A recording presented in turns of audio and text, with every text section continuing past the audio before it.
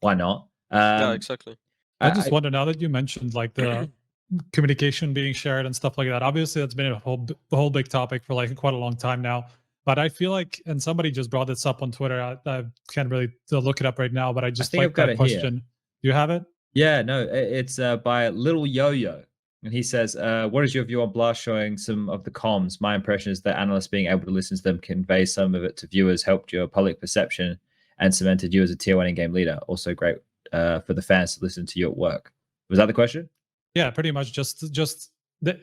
Alexei is like one of the few people who I feel like it actually helped, just because people got to know a little bit better how you work with a team, and especially considering like some of the flag that you got maybe undeservedly because of the stuff that was that happened with ENCE and things like that.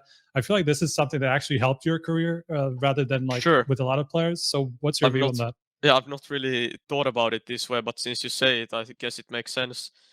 I do think it's completely fine, or at least it was completely fine to me, as long as the production could ask, like, is this fine or something like this? Because I remember the FaZe incident where Coltera said that he didn't prepare for Dust 2, and then they assumed it was something different he said, and it's like an awkward situation, right? And that caused a lot of hassle as well. So I think just as long as they can double check, or they can do whatever it takes to have both parties feeling the same way, I think it's completely fine, right? Yeah, I think that a lot of the issues is what is traditionally people working in production, right, for these events, maybe not super hardcore Counter-Strike players, and there's like this whole learning curve with it as well.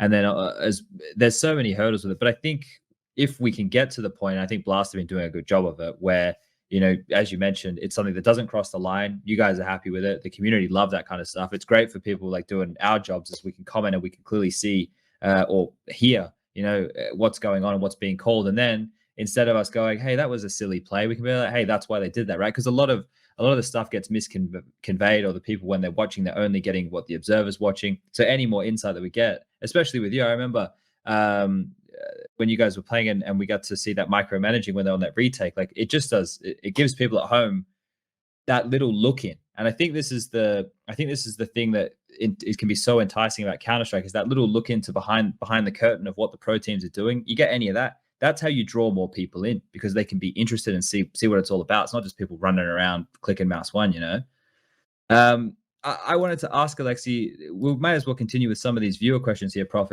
Striker, sorry, mate, if you have it open, fuck yeah, no. But I wanted to ask, we watch you play and you have these games from time to time where you just pop off, right? And every decision you make seems to be the right one, and you're picking up an AWP and you're filling all these gaps. And when you're just really vibing on the game, is that through you just doing like a lot of prep, or when you're calling, everything's going right, so then you can anticipate the next moves? Or is it just as you as a player, occasionally you're going to have those games? I think it's based on the way we play and based on the map. Because, for example, there is Nuke. It feels like my home. The role I have on both sides is really like a role I had the last time on Havu. So back in my Finnish team before ENCE, it's like on CT outside, I can ask for an M4, and I'm not the one who's dropping an MP9. It's always the other way around. Any map you watch, I can drop and play with a shitty weapon. But it's like, I'm just asking for an M4 straight up because I'm playing outer, and the way I play T side is like I'm creating entries left and right. It's like completely different style, and I'm having so much impact because I'm really comfortable with the role. Then there are other maps. I'm just gonna give us an example. Overpass. Even though I'm the rotator, what I would like to do is I like to set the B side up before I go to A, for example, or then we just have a B set up somewhere. But it's quite different. I'm letting sometimes the B players having better weapons. I'm letting the B players get a monster smoke, so I cannot play around with my own smoke like I can on Nuke, for example, or Mirage. It's like some maps you have a different role, right? And I think I'm doing the role where I set people up and I make sure that it's known what's going to happen before it happens. And offering people flashes before they even peek or before they even get contact. So let's just say Balde is in connector on Mirage, right? And I'm catwalk. And before Balde even knows he's gonna even peek anything, I could already say that I'm ready to flash you con. So then it could open up the idea of him peeking and asking for the flash straight after, right? So it's I feel like this is more my style. And obviously being the bomb planter and everything, it's I like to be more supportive.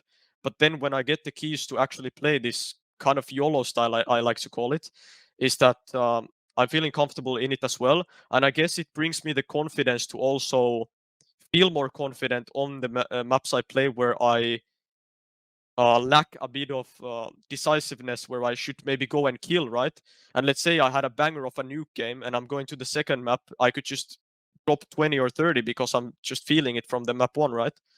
So I guess it's also good that I might have this role on some maps. All right. While we're talking about maps, there was a question that came through asking about Vertigo and OG. Obviously, it's a map that you guys steer clear from. So the question was, Lassie, why do you avoid Vertigo as much as you do? Why haven't you guys tried to fix your map pool even? Well, okay, we'll leave the last bit off. That sorry, I should have fucking pre-read that one. The first bit, why do you guys avoid Vertigo as much as you do? Well, I don't want to speak too much about it because that's maybe something we've been. Oh shit! All right. But yeah, right. maybe some maybe some team will see if I'm bluffing or not. Okay, putting the bait out. All right. Well, these ones, they either tend to go really well or really really wrong. So we'll have to wait and see there. What else we got here in the question section? Oh, there was some stuff here, and maybe this would be a good segue into our next topic when we get to the recent news. So we can start here. Obviously, we had Aloe on the show, and everything for ENCE fell apart, right? We might get you to comment on that a little bit later. But if we narrow in on ENCE's decision to build more of an international squad than try and flush it out, I think this was another question I was reading. Try and flush it out with Finnish talent. Do you think ENCE could have done that? Do you think they could have found enough Finnish talent to build a good competitive team, or do you think that this is the right move? I think it's the right move. I don't think so, really, because I heard rumors that somebody even turned it down, like Finnish players. Okay. And not even rumors, I know it for a fact. Some people turned the invitation down. And if you've seen Dika in this ENCE team, tell me one Finnish player who could do the same. Yeah, he's an I absolute agree with monster. that, yeah. So Yeah. I think it's obvious. I think the whole team feels a lot more fresh as well. Doto and Alu, I'm meaning, the only two Finns left. It's weird to see an ENCE game and there's an EU flag, you know, it's not something that you're ever seen. But for the org, for the players, it's the greatest thing that could happen, right? Well, with this whole Aloe stuff that happened and then that led to this disintegration and where the team is now, was that something that when your time in ENCE, you thought that something like this might eventually happen, that would build up and there would be players, well, seemingly resenting one another over things that, well, we don't have a lot of details. I'm sure you have many more than we do, but is that something that you saw happening at some point? Yes. I mean, yeah, kind of, because even though I say it myself, which might sound dumb to some people, or people could judge me on it, but it was kind of like a downhill battle for them. Everyone battling with mental issues where it's like you're getting shit messages all around. Every player is feeling shit. All the rumors are going around where they couldn't change the ship to a better direction, right? All the players starting to drop from left to right. The last HLTV Confirmed podcast, obviously the stuff that was behind that one, all of these things combined, I don't think it gives the best impression to anyone, right? But I mean, if I'm honest, most likely ENCE didn't contact every single Finnish player, right? They maybe had a handful, which they thought that picking them up, they could still have a chance at top 20, top 15, maybe top 10. But it's not like they were, gonna ask anyone. It was a handful of players, and I could be wrong on some people, but I know for a fact that some didn't want to join. And I think it's just based on everything that's happened, right? All right. Yeah. Okay. Sorry, do you have anything more here? Do you want to move into recent news? And we're going to ask Alexi more questions as we move along. I feel like we can move on. All right. Luke.